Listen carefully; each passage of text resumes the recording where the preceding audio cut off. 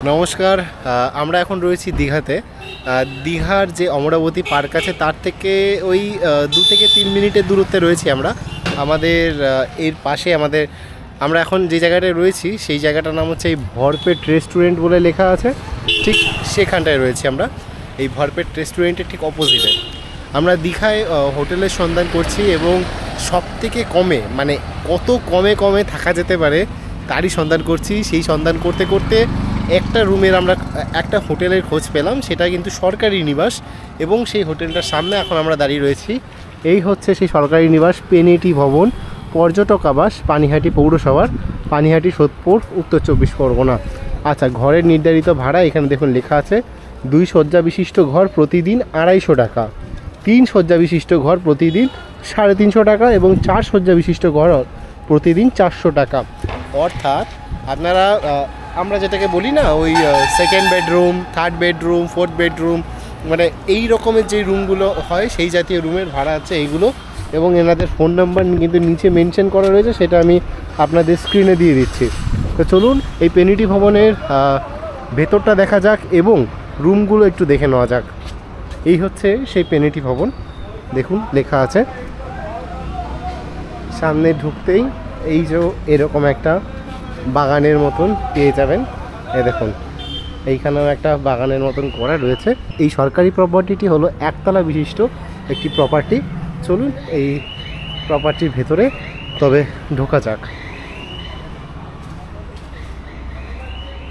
এই হচ্ছে এই প্রপার্টিটি বারান্দা। এইখানে পুরো রোড ম্যাপ করা রয়েছে, পেনিটি ভবন কোথায় আছে, সমুদ্র সৈকত কোথায়, সব কিছু এইখানে দেওয়া রয়েছে।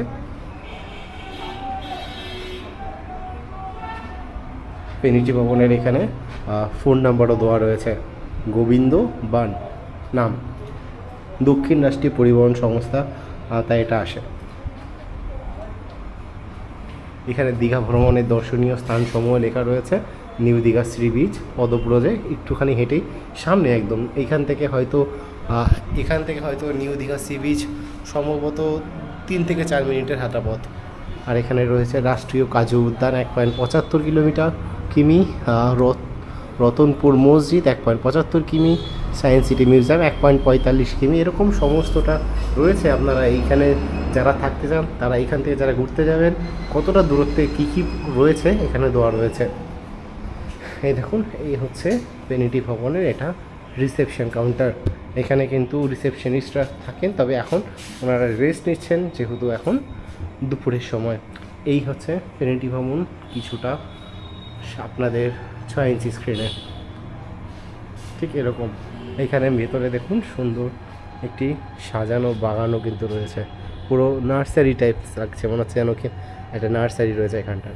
তো চলুন এই পেনিটি ভবনের একটি রুম, আমরা এনাদের কর্তৃপক্ষের সঙ্গে কথা বললাম, একটি রুম ফাঁকা রয়েছে, সেই রুমটি আপনাদের পরিদর্শন করাই।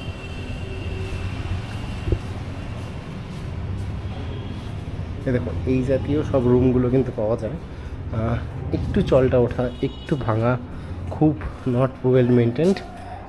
এই হচ্ছে রুম। দেখুন এইরকম রুম এদিকেও রয়েছে, এদিকে সারিবদ্ধভাবে রুম রয়েছে। এবং এই হলো 105 নম্বর রুম, যেই রুমটা ফাঁকা আছে আমাদের বলা হলো। রুমটা চলুন দেখে নেওয়া যাক। এই হচ্ছে পেনিটি ভবনের রুম। ছাদের অবস্থা একদমই খারাপ, কিন্তু জাস্ট থাকার জন্য যারা একদম বাজেট থেকে বাজেট ট্রাভেলার তাদের জন্য এই রুম। এইখানে দেখুন 3 থেকে 4 জন শুতে পারবেন আরামসে এইখানে। কিন্তু দোকানে বালিশ দেওয়া রয়েছে, দেখে বোঝা যাচ্ছে ছাদ খসে পড়বে মনে হচ্ছে। কিন্তু পেনিটি ভবন এইখানে রয়েছে 2টো বেডরুম, এখানে একটা সামনে টেবিল, তার সঙ্গে সামনে আয়না। তবে বারবার করে বলে দিচ্ছি কিন্তু ওয়েল মেনটেন্ড নয়। এই দেখুন এখানে থেকে ঢালাই খুলে পড়বে মনে হচ্ছে, চলটা উঠে এসছে, ঠিক আছে। এইখানের দেওয়ালের অবস্থা খুব একটা ভালো নয়, তবে বেড শুতে পারবেন। একটু বাথরুমটা দেখা যাক।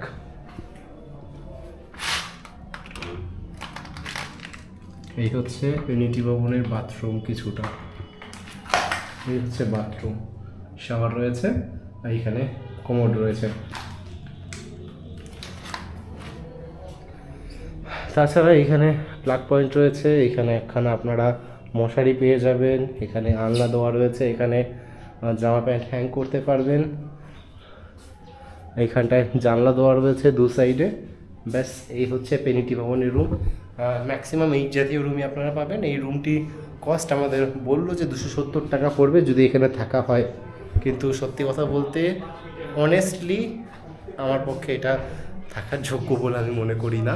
তবে যারা বাজেটে একদম ট্রাভেল করছেন, যারা ঘুরতে চান, বাজেটের মধ্যে একটা রুম খুঁজছেন, তাদের জন্য এই সরকারি প্রপার্টিটা দেখানো রইলো। আপনাদের যদি পছন্দের হয় আপনারা অবভিয়াসলি কন্ট্যাক্ট করে এখানে আসতে পারেন। এই যে যারা এখানে থাকতে আসবেন তাদের জন্য কিছু নিয়মাবলী এখানে রয়েছে। ঘরে ঢোকার পূর্বে নাম ঠিকানা লিখে প্রত্যেককে স্বাক্ষর করতে হবে। ভবনের মধ্যে রান্না করা যাবে না, রাত 10টার পর ভবনে প্রবেশ করা যাবে না, টেপ রেকর্ডার অ্যাম্প্লিফায়ার চালানো যাবে না, ভবনের মধ্যে মদ্যপান দণ্ডনীয় অপরাধ। যেহেতু এটা সরকারি প্রপার্টি, অন্য ঘরের আবাসিকদের কোনো অসুবিধা হয় এমন কোনো কাজ করা যাবে না। প্রয়োজনে সন্ধ্যা 6টা থেকে রাত 11টা পর্যন্ত জেনারেটর চলবে। 9টা 30 মিনিটে এইখানে প্রস্থানের সময় অর্থাৎ চেক আউটের টাইম। আবাসিক ছাড়া আপনার পরিচিত কোনো ব্যক্তির প্রবেশ নিষেধ, অর্থাৎ আপনি ধরুন আছেন এবং আপনার কোনো বন্ধু এইখানে দেখা করতে এসছে আপনার সঙ্গে, সেটা কিন্তু চলবে না। পোষা জীবজন্তু ভবনের মধ্যে আনা যাবে না। ঘর হইতে বাহির যাইবার সময় জল ও বিদ্যুতের লাইন বন্ধ করে যেতে হবে। দেওয়ালে কোনো লেখা বা রং করা দণ্ডনীয়। ঘর ছাড়া 30 মিনিট পূর্বে সমস্ত জিনিসপত্র ভারপ্রাপ্ত কর্মীকে বুঝিয়ে দেবেন। ঘরের কোনো জিনিসপত্র ভাঙলে, হারালে, নষ্ট করলে তার মূল্য কেয়ারটেকার নিকট জমা দিতে হবে। আপনার সুবিধা অসুবিধা সর্বদাই কর্মীদের জ্ঞাপন থাকিবে। কর্তৃপক্ষে আপনারা সহযোগিতা কামনা করে আপনার ভ্রমণ সুখকর হোক। এই যা কিছু নিয়মাবলী রয়েছে এইগুলোকে মেনে চলতে হবে। এই হচ্ছে আমাদের সরকারি পেনিটি ভবন। দেখুন, সত্যি কথা বলতে আমি এটা সাজেস্ট করব না, তবে আপনারা যদি একদমই বাজেটে এবং আমি যা যা দেখালাম এই রুমে থাকতে যদি আপনারা মনে করেন যে আপনাদের কোনো অসুবিধা হবে না, আপনারা যদি দ্বিধাবোধ না করেন, তাহলে 250 টাকা এই পেনিটি ভবনে থাকতেই পারেন। সেটা অবশ্যই আপনাদের নিজস্ব চয়েস। এই হচ্ছে পেনিটি ভবন। এর লোকেশান আমি আপনাদের দিয়ে দেবো। সামনে শনি মন্দির রয়েছে, শনি মন্দিরের পাশ দিয়ে একদম সোজা পেনিটি ভবনে আসা যায়। এবং আরও একটা সেটা হচ্ছে যে ভরপেট রিসর্ট এবং তার পাশে ভরপেট রেস্টুরেন্ট রয়েছে, তার অপোজিটেই হচ্ছে এই পেনিটি ভবন। এছাড়াও আপনারা যদি কাউকে জিজ্ঞাসা করেন যে আমরা পেনিটি ভবন যাব, টোটো, অটো অথবা কোনো আশেপাশের লোকজনকে তারা চেনে আপনাদেরকে দেখিয়ে দেবে। এবং এই সামনে অবধি কিন্তু বাস চলে আসে, একদম মেন রোডের উপরেই কিন্তু রয়েছে এই পেনিটি ভবন। তো আপনারা আমাকে জানাবেন আপনাদের এই পেনিটি ভবনটি কেমন লাগলো, আর যদি কখনো থাকেন আমাকে কমেন্টস করে জানাবেন যে আপনাদের অভিজ্ঞতা কেমন হলো। আমি পার্সোনালি কিন্তু এইখানে থাকছি না।